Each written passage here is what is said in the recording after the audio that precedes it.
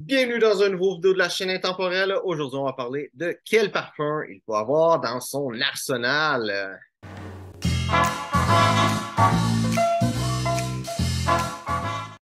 Donc, quel parfum avoir dans son arsenal?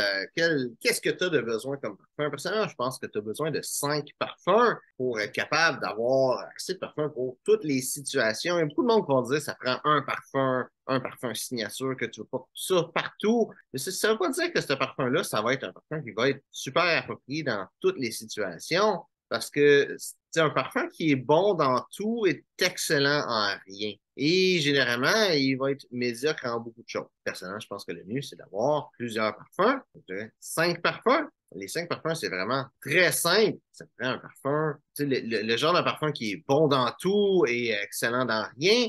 Ça t'en prend un. C'est sûr que c'est le fun à avoir, mais pas nécessairement comme parfum signature, mais comme parfum que tu peux porter dans la vie de tous les jours quand tu n'as pas nécessairement besoin un des 4 autres pour les travailler, par exemple, quelque chose qui ne se fait pas trop marquer, qui sent bon, que toi tu trouves qui sent bon, pas nécessairement qui se fait pas marquer, c'est comme que le monde ne sente pas, mais pas quelque chose de surpuissant, là, quelque chose tu sais, juste bien calme, avec petite odeur propre, agréable, sans être quelque chose de flamboyant non plus. Un petit parfum comme ça. Deuxième parfum que tu as besoin, c'est un parfum un peu plus séducteur, quelque chose d'être un peu plus sucré. Ça va dépendre aussi de tes goûts personnels.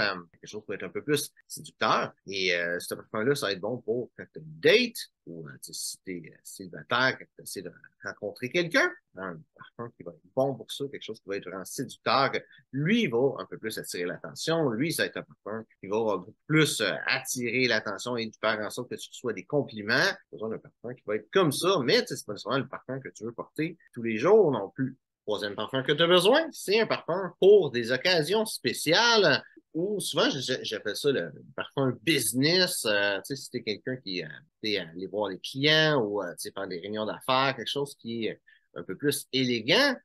Donc, quelque chose qui peut se porter bien avec un habit ou voire même avec un tuxedo.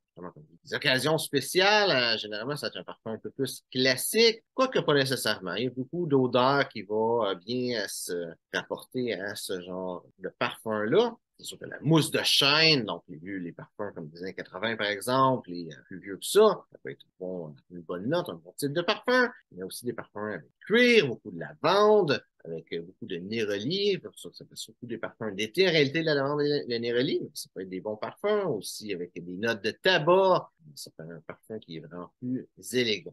Et les 2 autres parfums, ça va être très simple. Tu veux un parfum pour l'été et un parfum pour l'hiver. Pourquoi est-ce que tu veux des parfums comme ça? C'est l'été, tu vas peut-être être amené à aller dans des barbecues, des réunions d'affaires à l'extérieur, peut-être aller jouer au golf avec clients ou tu as peut-être un barbecue entre amis. Tu veux un parfum qui est quand même très doux, très subtil, chose qui ne va pas nécessairement avoir la même puissance que ton parfum de tous les jours, parce que le parfum de tous les jours, tu vas plus te porter à l'intérieur, à la climatisée l'été ou l'hiver aussi, quelque chose qui est bon dans toutes les saisons. Un parfum d'été, ça va être un parfum beaucoup plus faible. Et la raison, c'est que la façon que ça fonctionne, un parfum, c'est que quand tu sens le parfum, c'est l'évaporation du parfum qui est sur ta peau que le monde va sentir. Donc, plus il fait chaud, plus le parfum va s'évaporer facilement. Donc, un parfum qui s'évapore trop facilement va être trop fort, trop même désagréable pour les autres autour de toi, peut-être même pour toi. C'est quelque chose quand même assez frais. Des parfums aquatiques, par exemple, des parfums d'agrumes, c'est des bons parfums pour des parfums d'été. C'est un petit parfum, si on veut, de tous les jours, quelque chose de simple, quelque chose que tu peux porter dans des événements comme ça. Et l'autre que j'ai dit, c'est un parfum d'hiver. Et là, tu as l'inverse. C'est le parfum d'hiver, tu as quelque chose qui projette fou, quelque chose que si tu le mets l'été, tu vas asphyxier parce que tu vas peut-être avoir des événements à faire l'hiver, aller à l'extérieur.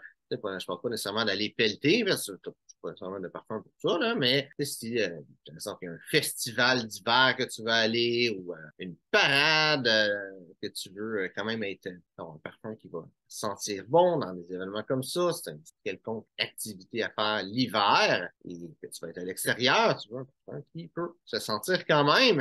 Et pour ça, tu es mieux d'avoir un parfum qui a beaucoup de projections. Non, j'ai pas nécessairement de notes spécifiques qui fait que la projection va être folle. En règle générale, la projection va être en fonction des ingrédients, mais ça va surtout être des ingrédients plus chimiques qui va avoir dans les parfums qui va faire en sorte qu'il y a une grosse projection. Donc, c'est pas nécessairement des odeurs qui vont être typiquement va projeter. Faut qu'il y en a que, oui, des odeurs plus sucrées. Des fois, par exemple, l'ambre gris, l'ambre oxane, tu as peut-être entendu parler qu'il y a une note très populaire, qui se projette beaucoup. C'est pas la seule, mais ça, c'est une d'entre elles. La vanille aussi, c'est une note qui a tendance à avoir beaucoup de projections.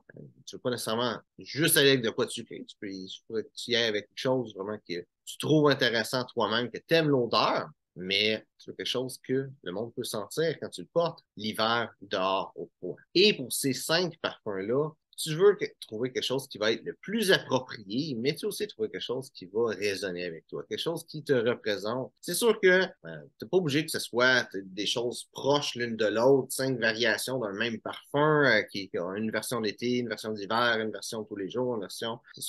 Qu'est-ce que tu veux, c'est trouver 5 parfums différents, mais que toi, personnellement, tu les aimes et que tu penses que ça va aider ton style, ça va élever ton style d'avoir ces parfums-là. Parce que, comme je le dis souvent, le parfum dans ton style, c'est comme la cerise sur le sundae. La cerise sur le sundae, tu n'en as pas besoin pour faire un sundae, mais quand tu vois la cerise sur le sundae, tu sais que c'est un sundae parce que la cerise est là aussi. C'est comme important, pas existentiel, mais ça fait une différence. Donc, j'espère que tu as aimé la vidéo. Si c'est le cas, like, partage. Si c'est une question sur le style classique masculin, mets ça dans les commentaires. Ça me fera un plaisir de te répondre. Merci d'avoir regardé la vidéo et on se voit une prochaine fois.